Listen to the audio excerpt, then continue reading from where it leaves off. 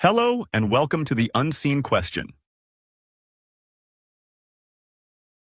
The Bible is often called the greatest story ever told, but when you actually look closely, it tells a story filled with cruelty, jealousy, violence, and contradictions. If this is supposed to be the book revealing the ultimate source of goodness, it raises a troubling question. Why does the God described here act in ways we would call evil if any human behaved the same way? Let's start at the beginning.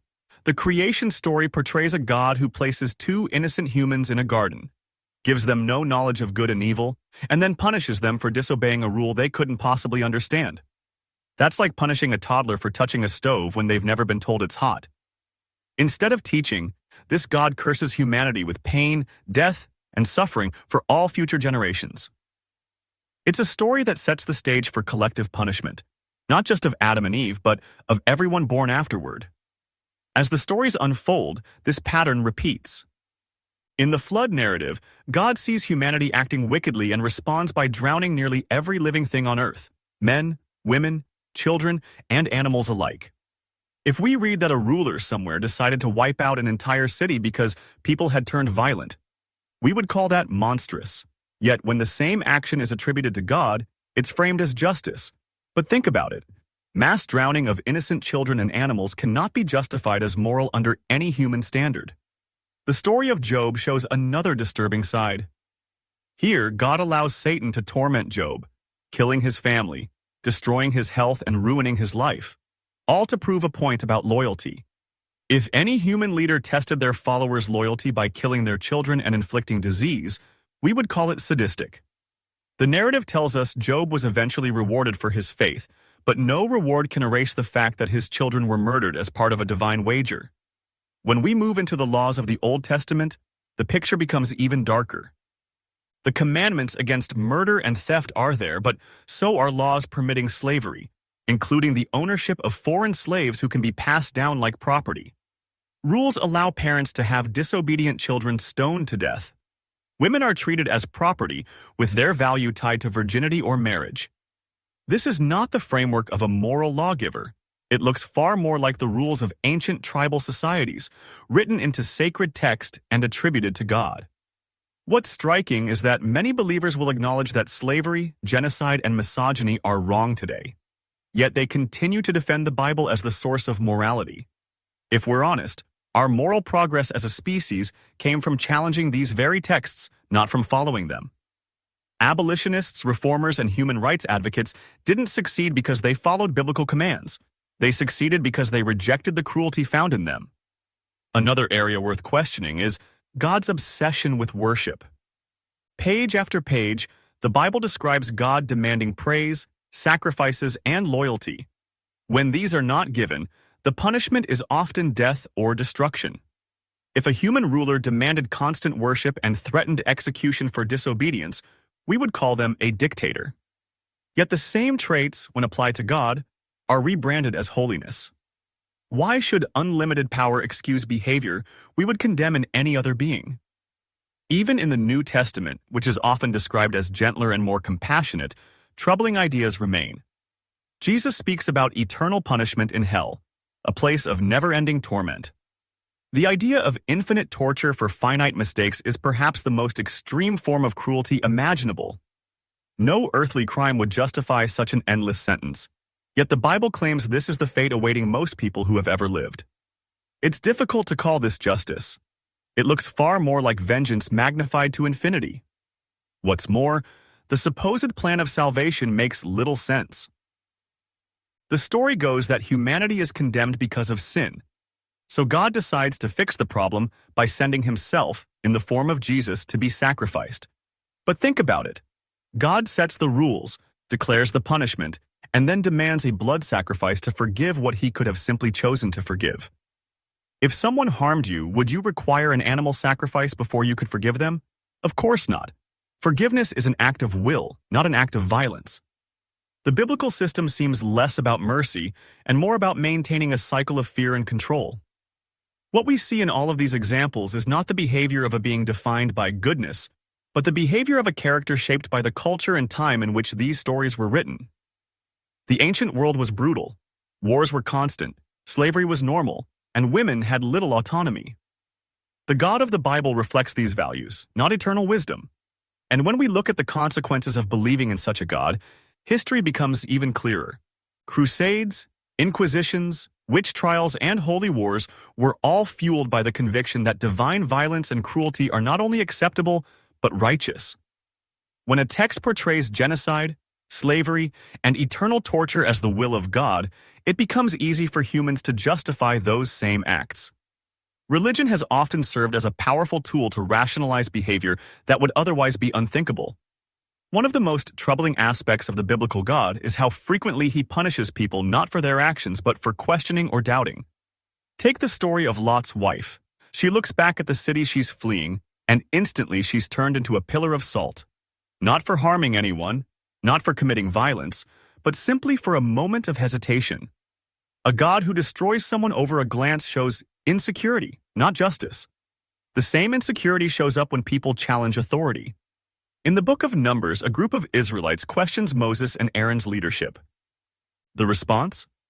The earth literally opens and swallows them alive along with their families.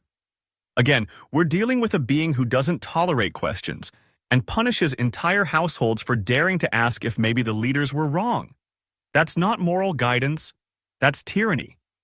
And the idea of collective punishment runs deep. Children suffer for the sins of their parents. Cities are wiped out for the actions of a few. Even unborn generations are cursed for what their ancestors supposedly did. By modern standards, this would be seen as a gross violation of justice. Yet in the biblical worldview, it's framed as normal. A moral God would not punish people for crimes they never committed. It's also worth noticing how frequently God shows favoritism. He chooses one tribe, one nation, one bloodline, and elevates them above all others. Everyone outside that group is considered less worthy, less human. It creates an us versus them mentality where slaughtering outsiders is not only permitted but encouraged. This is how wars of conquest were justified, because the chosen believed they had divine approval to kill those who were not. If morality depends on favoritism, it isn't morality at all. And when you examine the psychology behind this, it's revealing. The idea of a God who rewards obedience and punishes disobedience mirrors the strict rule of kings and emperors. It's less about eternal truth and more about social control. By creating a divine authority figure who cannot be questioned, ancient leaders reinforce their own power. After all, if God commands something, then opposing the king becomes the same as opposing heaven. This link between political authority and divine will has been one of the most effective tools of control throughout history. This becomes even clearer when we look at the role of fear. Over and over, the Bible tells people to fear God. Not love, not respect, but fear. Fear of punishment and fear of hell, fear of curses. And when fear is the foundation of belief, morality is never genuine. If someone only behaves kindly to avoid torture, that's not real goodness. It's self-preservation.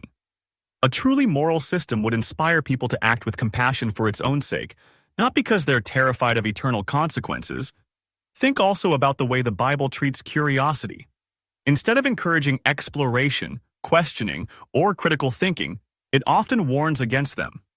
The first story with Adam and Eve literally punishes humanity for seeking knowledge.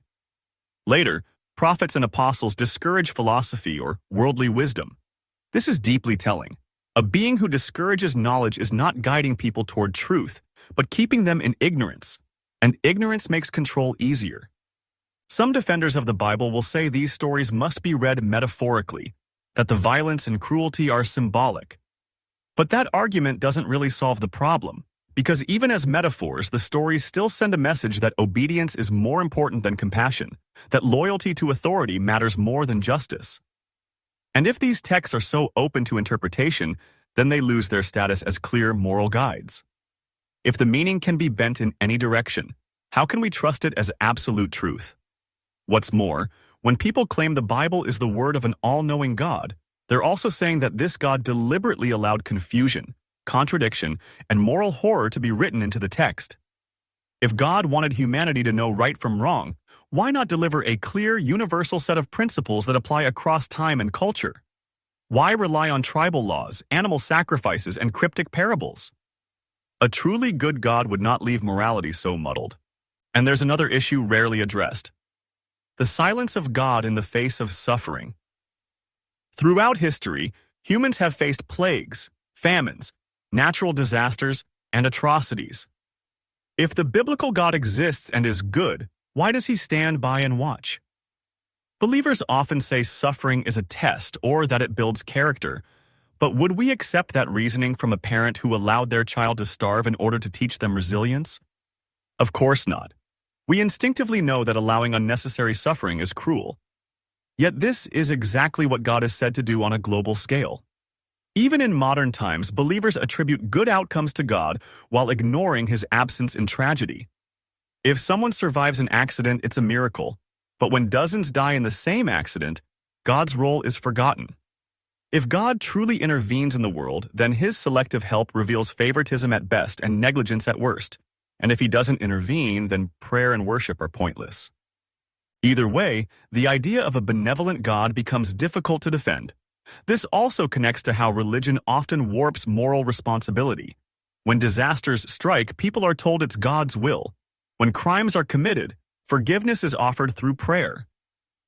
The focus shifts from repairing harm in the real world to maintaining a good relationship with God. In this way, the Bible's framework can actually undermine accountability.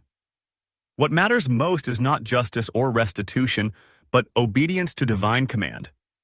That's a dangerous model for morality. Finally, we need to look at the scale of eternal punishment. The Bible claims most people will be condemned to hell, billions upon billions of souls. The majority of humanity, including those who lived before these texts were even written, are destined for infinite suffering. If we pause to consider the enormity of that claim, it becomes unthinkable. No just being would create billions of people only to torture them endlessly for failing a test they never had the chance to understand. The very idea collapses under its own cruelty. Another dimension worth examining is how belief in this God shapes human psychology. When people are raised to see God as both loving and terrifying, it creates a powerful form of cognitive dissonance. On one hand, he's described as merciful. On the other, he's a judge who may cast you into eternal torment. This split image creates guilt, anxiety, and dependency. It's the same dynamic seen in abusive relationships, where affection and threats coexist. The victim clings to the hope of love while living in fear of punishment.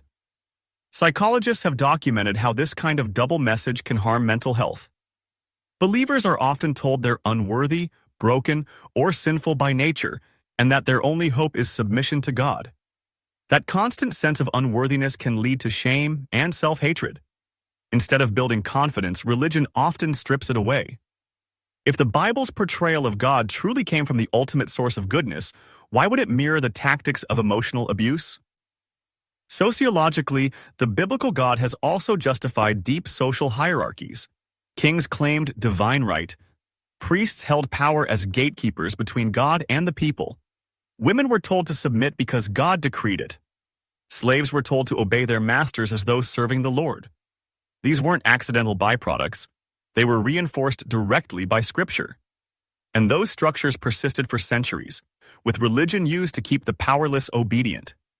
A God who truly cared about justice would not sanction such inequality. Look too at the way guilt and fear have been institutionalized. Entire communities have been built on the constant reminder that they are sinners deserving of wrath. This isn't just a spiritual issue, it's a political one. A fearful population is easier to control. If people believe their eternal destiny depends on obedience, they are less likely to resist authority in this life. By tying morality to divine command rather than human well-being, the Bible creates a system where questioning injustice feels like rebellion against God himself. Even the way the Bible treats natural events reflects this.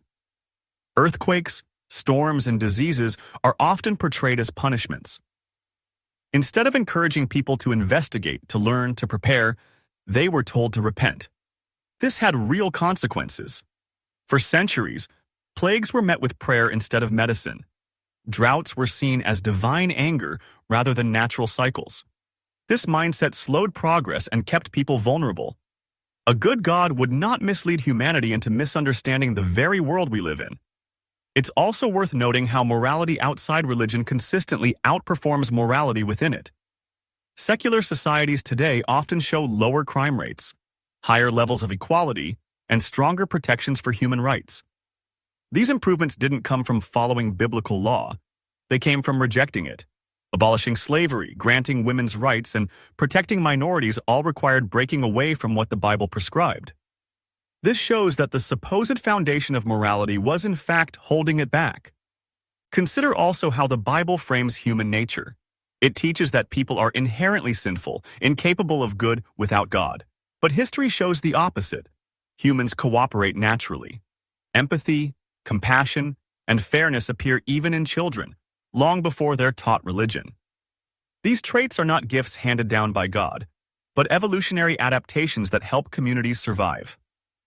By insisting that goodness is impossible without divine oversight, the Bible undercuts the very real capacity for kindness that exists in all of us. Another angle rarely discussed is how the concept of divine justice can distort our sense of earthly justice. If people believe ultimate justice will be delivered by God after death, they may accept injustice in this life. Why fight inequality if heaven or hell will sort it out later?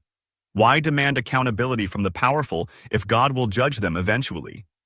This mindset has historically allowed oppression to continue unchecked. A truly moral framework would motivate people to fight injustice here and now, not postpone it to another world. And then there's the problem of exclusivity.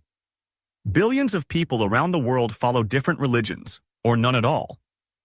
Yet the Bible portrays salvation as a narrow path. One faith, one book, one set of rituals. This means, by definition, most of humanity is destined for punishment. A being who creates diverse cultures and then condemns them for not all converging on the same belief is not benevolent. That is entrapment. If we step back, a clearer picture emerges. The God of the Bible acts less like a source of timeless goodness and more like a projection of human power structures. He punishes curiosity, demands loyalty, enforces hierarchy, and maintains control through fear. These are the tools of kings and rulers, not the qualities of love or justice. And when we see how these stories were used to justify conquest, suppress dissent, and control populations, it makes even more sense. The God described in these texts reflects the values of those who wrote them, not universal morality. Ultimately, the question isn't just whether this God exists, it's whether the character described in the Bible deserves worship. If we judge by the same moral standards we apply to humans, the answer is clear. Any ruler who drowned the world, sanctioned slavery, demanded obedience under threat of eternal torture, and punished children for their parents' crimes would not be called good. They would be called evil. And that conclusion has an important consequence. If goodness matters, if compassion, justice, and truth really mean something, then they cannot come from a God whose own actions contradict them. Instead, they must come from us, from our ability to reflect, to empathize, to learn, and to improve. By letting go of the idea that morality must be anchored in fear of divine punishment, we can build a system of ethics that actually serves human well-being. One that grows as our understanding grows.